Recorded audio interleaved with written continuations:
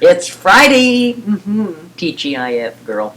Oh, it was a long week, but we got here. Wow, what a challenge. So the most popular article on the site this week was your answer to a question, how can I learn to deep throat? Well, I am not a great, huge Blowjob fan of blowjobs since I was raised on getting hand jobs by my high school boyfriend. I like blowjobs. I know you do. Gagging ones. It's You horrible. you love it. You Can I love still it. be a feminist if I like gagging blowjobs? Yes. Of course, I think you should charge for it, but that's only my opinion. You're probably right. Well, it is. It is an acquired, what do you want to call it? Skill. It's an acquired skill. I can do it. And the way I learned was that back in the 70s, Sheila and I were doing all kinds of, Vomiting. Now, I just want to make it clear. I am not recommending somebody develop an eating disorder so that they can learn how to do deep fucking throat, all right? But we've all slick our finger down our throat when we had something bad to eat. Not everybody. Are we feeling sick? Not everybody. Women. Women.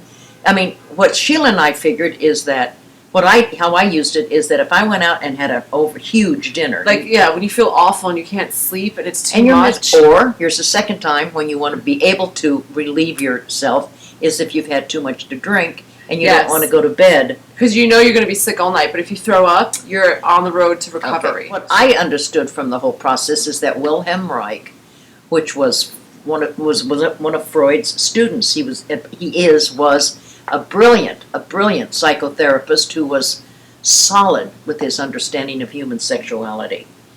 And he used to have his clients, drink a glass of warm water in the morning on an empty stomach and then trigger the gag reflex To learn how to do it. to bring it back. And his theory was what that did was that it released a lot of tension in your belly, because that's where we hold our emotions. So is that how you learn how to deep throat?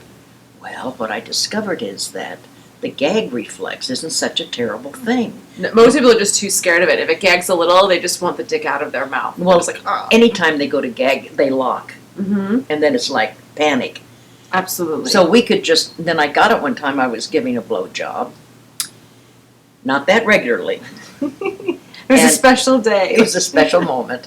And I got the gag reflex and I went, oh, just go with it. Just go with it. And the gag reflex became part of the blowjob. And it's like you say, that thick mucus in the back of your throat. That's why I like gagging blowjobs, because the thick mucus then is all over the dick right before, if you have like pussy play, it's like ready to go, and then you can also jerk them off. For me, I just trance out. I just relax everything, and that's probably why I like it, because it's kind of like just submitting. If you want to avoid teeth, put your gun like yes, and then take your tongue on the bottom and do them both at Well, and you're good to go.